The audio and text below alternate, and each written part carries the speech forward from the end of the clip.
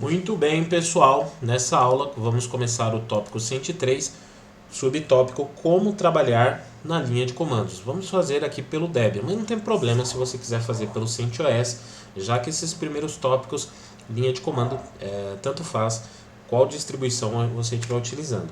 Vou utilizar o Debian aqui. Então deixa o sistema inicializar.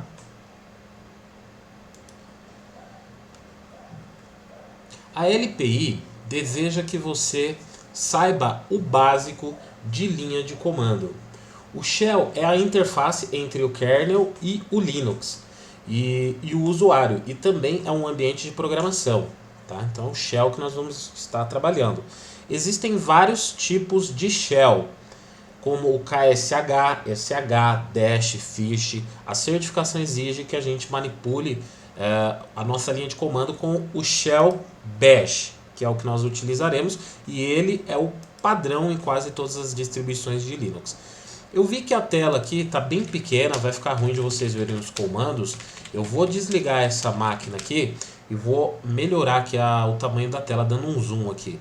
Em configuração, na máquina, a gente pode vir aqui monitor e ativar o fator de escalonamento aqui em monitor, que seria como se fosse um zoom, tá? Eu vou colocar aqui em 150, 160%. Isso já deve melhorar aí pra gente ver melhor a linha de comando. Então, beleza. Vamos iniciar aqui novamente o nosso Debian.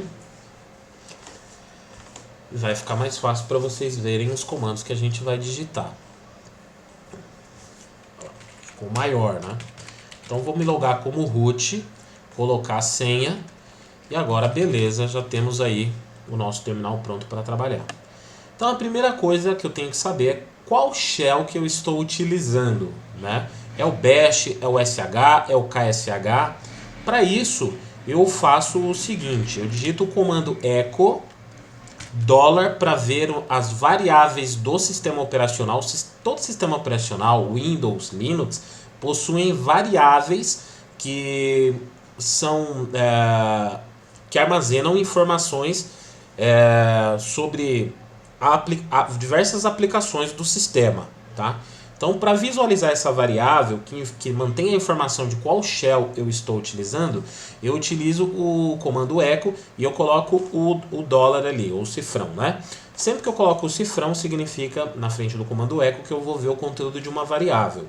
E aí o nome dessa variável é shell.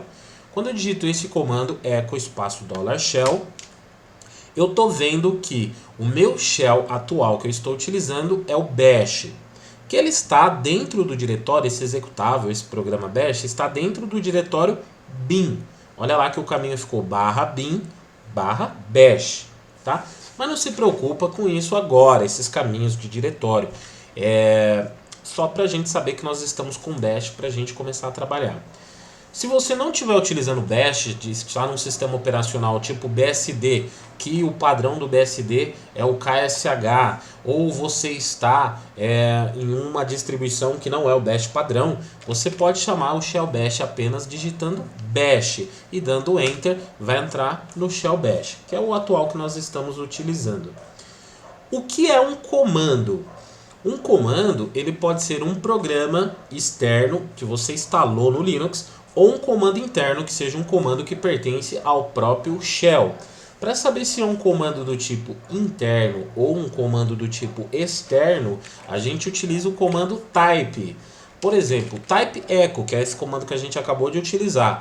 Quando eu coloco o comando type echo, ele me fala que echo é um comando interno do shell, esse comando pertence ao shell. Agora vamos testar um outro comando aqui. Eu vou digitar type tar. Tar é um programa utilitário para agrupar programas, né? E você pode utilizar ele também se você deseja compactar programas, tá? Então ele seria basicamente uma solução para você, como a gente pensa assim no zip, tá? Do sistema Microsoft. Então ele serve para agrupar, e com algumas outras aplicações de terceiros ele permite também compactar arquivos. E o tar, ele me dá a resposta que o tar está em um determinado local. Ele é um executável que está dentro de /usr bin tar. Ou seja, ele não é um comando interno do shell. Então, através do comando type, nós podemos saber se é um comando interno do shell, que a gente chama também de built-in, ou se é um comando externo. Esse comando type, ele cai na certificação LPI. Muito bem. Como o shell, o comando clear, que eu estou digitando aqui, serve para limpar a tela, tá? Porque você vai dando enter aqui, vai sujando a tela, você dá o comando clear para limpar a tela. Mas como o shell sabe localizar esse comando externo e executar? Por exemplo, quando eu digito o comando clear, como ele sabe aonde está instalado o comando clear e ele funciona? Porque existe uma variável que mostra todos os locais onde ele vai buscar programas executáveis. Essa variável a gente também vê através do comando echo $, essa variável se chama path. Tá? Quando eu digito echo $path, ele mostra aqui todos os diretórios separados por 2 pontos onde estão programas executáveis do meu Linux. Então, quando eu digito clear, por exemplo, comando para limpar a tela, o sistema pensa assim: eu vou procurar aqui dentro de USR local SBIN, que foi apontado ali no path. Tá lá o programa? Se não tá, eu vou para USR local bin. Se não tá, eu vou em USR SBIN, depois USR bin e SBIN ou bin. Em um desses lugares deve estar aí o comando clear e aí ele encontra e funciona. Para pesquisar aonde um comando está instalado, a gente pode usar o comando where is. Por exemplo, where is clear. Então ele fala que clear, o comando clear está o executável dentro do diretório usr bin. Olha lá em cima, clear está dentro de usr bin clear, tá? E na frente ele mostra onde tem uma página de manual sobre esse comando, que está em usr share man1 clear.1.gz. Lá tem uma página de manual desse comando. Muito bem. Então, quando executamos o comando clear, ele busca lá no diretório usr bin e executa, porque está no diretório path que armazena onde estão os executáveis do meu Linux. Isso também cai na certificação. Aliás, tudo que nós vamos falar aqui cai na certificação. Falando agora um pouquinho sobre as variáveis de ambiente local e global. Nós temos 2 tipos de variáveis de ambiente. Temos a variável do tipo local e temos a variável do tipo global. Assim que você inicia o shell, várias variáveis de ambiente são carregadas e a gente pode também declarar nossa própria variável. Uma certa vez um professor falou para mim que variável é tudo aquilo que varia. Claro, não existe essa palavra, varia, né? Mas é só para entendermos que a variável é um valor que ele pode estar sempre sendo alterado. Então, por exemplo, a gente vai fazer aqui número igual a 10. Em algumas linguagens de programação, você precisa declarar qual tipo que é uma variável. Se ela é do tipo inteiro, se ela é do tipo booleano, se ela é do tipo string. No caso do Linux, nós não precisamos declarar o tipo. Basta colocar o nome da variável igual mais o seu valor. Então, digitamos número igual a 10.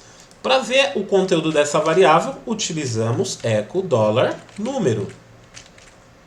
E retornou para a gente que número tem o valor atribuído de 10.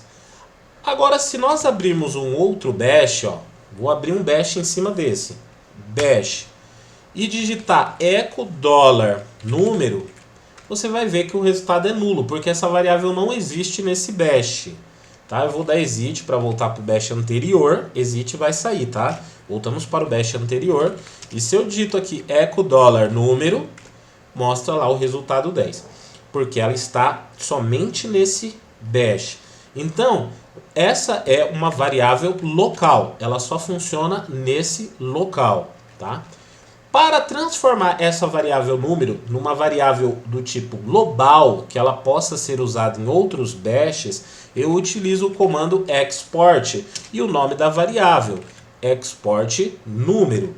Agora, quando eu abrir um novo bash e der enter e pesquisar por ela aqui, nós vamos perceber o seguinte, que ela existe. Logo, ela é uma variável global que vai existir em outros shells. Então, vou dar um exit para voltar para o meu shell anterior, dar um clear para limpar a tela aqui. Para me visualizar somente as variáveis globais que estão no meu sistema, eu digito o comando env, env. Então ele mostra todas as variáveis globais. Algumas dessas variáveis são importantes que você aprenda para a prova de certificação, tais como a variável shell, que mostra o shell, lá, o resultado é o nosso shell atual, que é o /bin/bash, a variável pwd, que mostra o diretório atual que nós estamos, ou seja, nós estamos dentro do diretório /root.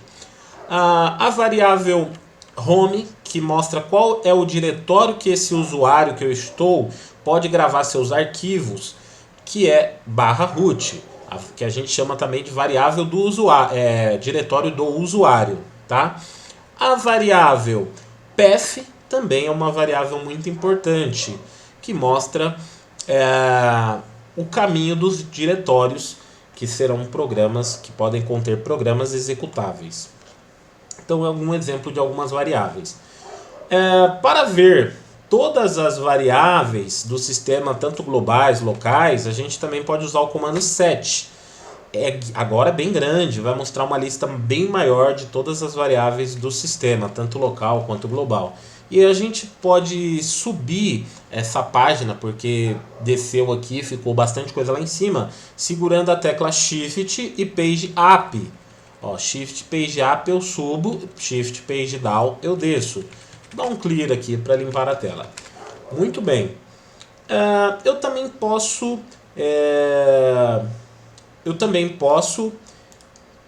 paginar essa saída, para a gente ver essa saída do comando set de uma forma mais tranquila, para ele não vir tudo jogado na tela de uma vez, que eu preciso usar o Shift Page Up.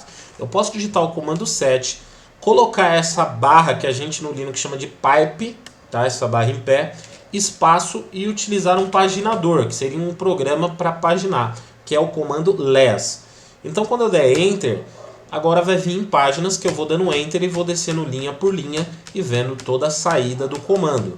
Se eu quero parar de uma vez isso, eu aperto o Q de Kit e já vai terminar aí. Já vai terminar a lista de uma vez, para que eu não precise ver não precise ficar indo linha por linha, tá? Comandos de modo sequencial. Vale lembrar que qualquer dúvida que você tenha da aula, temos aqui a área para você solicitar um suporte. Comandos em modo sequencial.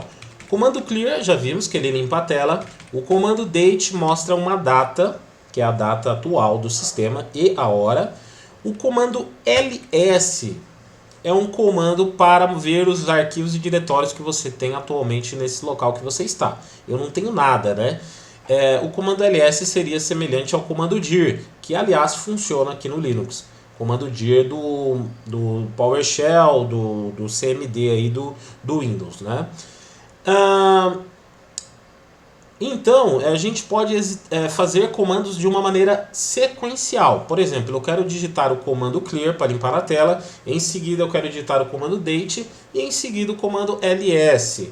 Eu posso fazer o seguinte, clear, ponto e vírgula, espaço date, ponto e vírgula, espaço ls. Então ele vai fazer sequência e já fez os 3 comandos. Ele limpou a tela, mostrou a data e fez um ls que não tem saída alguma ali, porque não tem nenhum arquivo nem diretório onde eu estou. E como eu vejo que diretório eu estou? Eu posso digitar o comando pwd. O comando pwd mostra que atualmente eu estou dentro do diretório /root. Outra informação que eu tenho aqui também é que, se você perceber como que está vindo essa tela do bash para mim, ela mostra primeiro o usuário que eu estou logado, que é o root, depois tem o arroba e vem Debian, que é o nome da máquina, o host name, é o nome desse computador.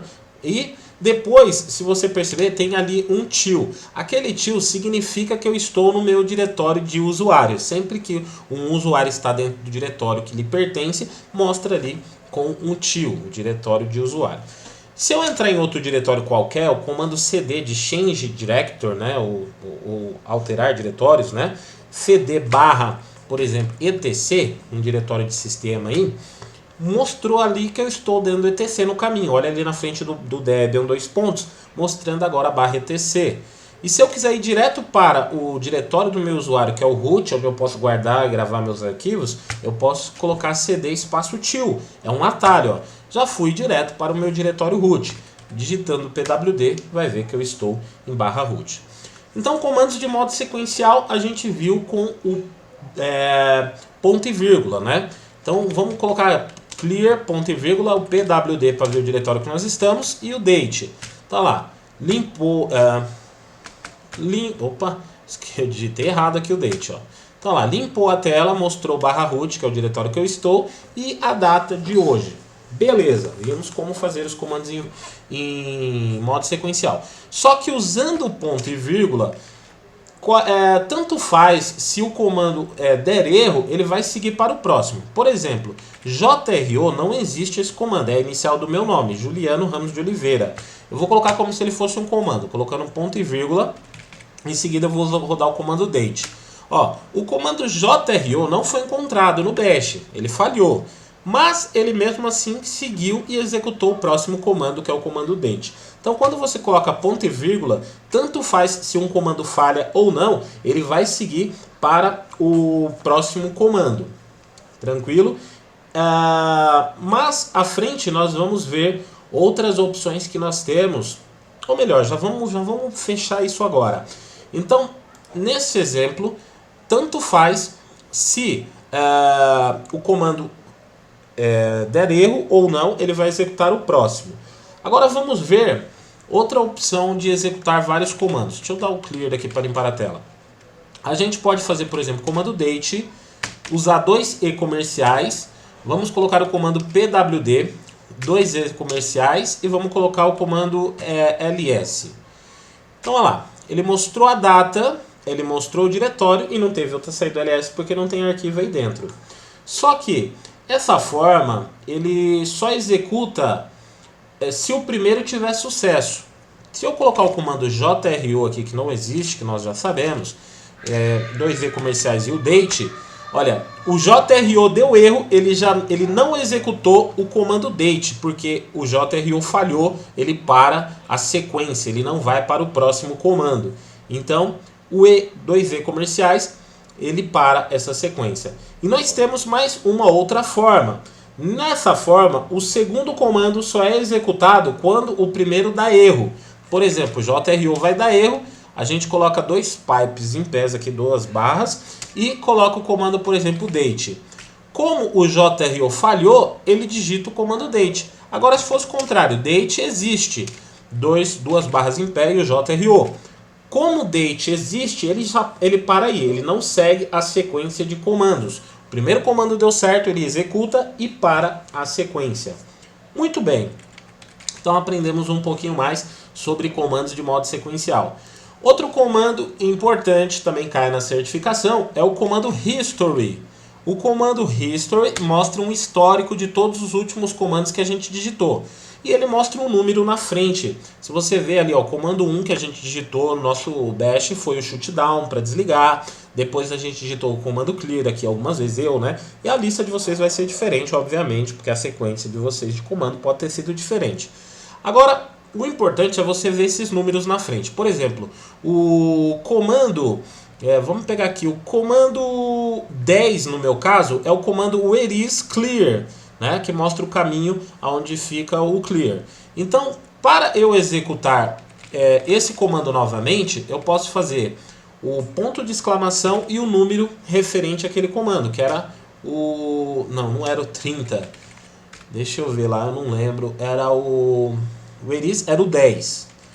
Então eu coloco ponto de exclamação 10. Eu vou executar o comando, o 10º comando dessa lista, que é o comando where is clear, né, que deu como resultado ali, ó, o caminho onde fica o clear, barra usr bin clear, tá? Outra forma é eu fazer dois pontos de exclamação que vai executar o último comando que eu digitei. Nesse caso, o último é o comando where is clear. Esse histórico esse arquivo de histórico, a gente também vê através da variável echo$history, em maiúsculo. Na verdade não é history. Deixa eu só me lembrar como que é o nome dessa variável aqui. É histfile, tá? Desculpa, vamos lá de novo. echo$histfile. Essa variável mantém aonde fica o arquivo de histórico. Então esse arquivo de histórico desse usuário root fica em root ponto no Linux significa que é um arquivo oculto bash underline history. Esse arquivo mantém o histórico, tá? Um comando para a gente visualizar arquivos de texto no Linux é o comando cat, né? Eu falo que é o comando do gatinho. Se a gente colocar cat /root /bash underline history, vai ver que tem a saída ali do histórico de comandos. Ele organiza de uma maneira diferente ali a saída. Agora, o que eu posso fazer? Porque ele só vai mostrando aqui os arquivos desse shell atual. O que eu posso fazer? Para limpar esse histórico de comandos, eu posso digitar o comando history-c. C minúsculo. History-c. Quando eu digito o comando history-c, eu limpo esse histórico do history. Agora, eu digitando history, só tem um comando lá, que é o próprio comando history. Tá? Então, é outra opção que eu tenho aí. Os nossos usuários, se você tiver logado, por exemplo, com o seu usuário, se eu tiver logado com o usuário Juliano, o arquivo do history vai estar dentro do diretório home dele, .bash underline history, tá? Cada usuário vai estar num local o seu arquivo. Autocompletar do bash. O autocompletar do bash funciona da seguinte maneira. Eu vou entrar no diretório usr share alguma coisa. Então eu coloco o cd/us, por exemplo, que é o usr, o nome do diretório, e aperto a tecla tab. Ele já completou para mim, porque ali ele só tem usr, não tem o usrx, o usra, então ele já está entrando nesse diretório. Eu vou entrar dentro do usr share, outro subdiretório chamado share. Então eu coloco sh, dei tab, lá, já completou para mim o usr share. Agora eu quero saber quais são os diretórios que tem aí dentro, para mim escolher um para entrar. Eu posso apertar tab 2 vezes, vai mostrar a lista de tudo que tem dentro de usr share. Então dentro de usr share eu tenho add user, eu tenho asp, eu tenho um monte de subdiretórios aí dentro. Vamos dizer que eu quero entrar nesse applications. Então eu coloco app, vou dar tab 2 vezes. Por que 2 vezes nesse momento? Porque deixa eu começar aqui de novo para pegar a tela lá em cima, que senão vai ficar ruim para vocês verem. Então cd usr share. Agora quando eu digitar app e dar tab 2 vezes, ele vai mostrar algumas opções que tem com pp. Por exemplo, eu tenho app armor, eu tenho app applications, eu tenho o apport, eu tenho o apps. Então é o application, então eu coloco L e dou tab. Como agora não tem mais nada ali, só tem com L, né? Só tem um application, ele entrou direto. E aí eu entrei direto usando uma tabulação. O tab serve para comandos também. Por exemplo, mk do tab, ele mostra os comandos que tem começando com mk. Então tem uma lista inteira. Vou colocar o D, por exemplo, que é mkdir para criar diretório, que a gente vai aprender mais à frente a falar sobre isso. Então esse autocompletar do bash funciona muito bem. Agora, para me voltar níveis de diretório, eu estou dentro do diretório usr share applications. Para mim subir um nível de diretório, eu posso usar cd espaço ponto ponto. Eu saí de usr share application, agora eu estou dentro de usr share. Se eu quero voltar direto para a raiz, eu posso fazer isso, cd espaço ponto ponto barra, aí eu vou subir do share para o usr. Se eu colocar mais 2 pontos barra, são 2 níveis de diretório, eu vou sair do share, e vou sair do usr e vou para o raiz. Logo, eu estou lá no raiz. Tá? Cada 2 pontos barra significa um nível de subdiretório. Na prática, você vai ver que às vezes é mais rápido do que você ficar contando quantos níveis de diretório é para criar 2 pontos barra, 2 pontos barra. Você vai ver que é mais rápido a gente fazer isso daqui, né? cd 2 pontos, cd 2 pontos, cd 2 pontos. Acaba sendo mais rápido. Muito bem. Obtendo ajuda. Cada comando tem sua página de manual. Alguns comandos não tem, mas a maioria dos comandos do Linux tem. A gente acessa através do comando man, que seria a página de manual, mais o nome do comando. Por exemplo, man ls vai trazer a página de manual. O ls, por exemplo, serve lá para listar o conteúdo do diretório. Ele explica um pouquinho do comando, algumas páginas estão em português, outras vão estar em inglês. E ele traz detalhes que seriam opções para esse comando. Como, por exemplo, ele fala ali que o menu C vai listar em colunas, o menu Z precede a saída para o arquivo pelo número serial do arquivo e várias outras opções que a gente pode usar. Tá? Para sair da página de manual, eu posso apertar a tecla Q de Kit para finalizar a tela de manual. Bom, deixa eu mudar aqui um pouquinho o modo de visualização. Eu vou colocar aqui visualizar modo escalonado, porque senão eu não vejo lá o fundo da tela. Mas no modo escalonado aqui não ficou muito legal pra gente ver, né? Não, o tamanho agora tá beleza. Muito bem, então o comando man, a gente coloca o comando man e na frente o nome de qualquer outro comando. Outra forma que a gente tem, alguns comandos têm uma ajuda. Por exemplo, ls if help traz uma pequena ajuda. Não tá muito bacana isso aqui ainda não.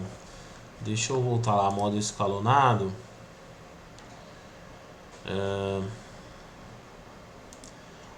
Ajustar do tamanho da janela. E o que sai? Na verdade, ainda não está muito legal aqui. Deixa eu arrumar melhor isso aqui. Bom, vamos deixar no escalonado aqui. Então, outro comando seria esse. Tá? Você buscar o help. Nem todo comando tem um help. Tá? mkd, vamos ver se tem. Eu acho que... tem. Uma pequena ajuda aí que vem na tela. Nem todo comando tem. Alguns comandos não tem. Só que é mais interessante a gente usar o man, página de manual. Mais completa a página de manual. Também existe o comando chamado whats e o apropos. O comando whats, por exemplo, a gente digita whatstar, o nome de um comando. Ele fala o que faz aquele comando de uma forma simples. Ele fala ali que é um utilitário para arquivar, né? Whatstar. Vou colocar aqui whats clear. Então, clear to terminal screen, limpa o terminal, né? Então ele dá uma frase rápida o que faz aquele comando. Outra opção seria a gente usar o apropos. Apropostar. O que ele faz? O apropos, ele retorna o comando através de uma informação. Seria mais útil não usar do jeito que eu fiz aqui com o nome do comando, tar, mas sim com uma string do que faz. Por exemplo, eu quero procurar programas que busquem informação do sistema. Então vou colocar aqui apropos information. Então ele fala que todos esses programas trazem informação. LSPCI, ela traz informação de dispositivos PCI, etc e tal. Todos esses programas ele fala que de alguma maneira traz informação do sistema. Então, recapitulando aqui, o whats mais o nome do programa fala o que faz esse programa, e o apropos mas uma string, como a gente colocou aqui information, né, ele mostra quais programas que trazem informação de certa forma do sistema. Muito bem. A gente pode também criar apelido para os comandos que nós estamos digitando.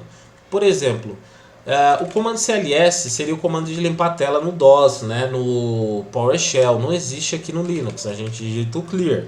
Mas se eu quisesse criar um apelido para o clear, para que quando eu digitasse ls, executasse o comando clear, eu posso fazer o comando alias, e aí eu digito aqui clear, que é o nome do comando que eu quero criar o apelido, igual o acento simples aqui, e coloco o comando que eu quero que...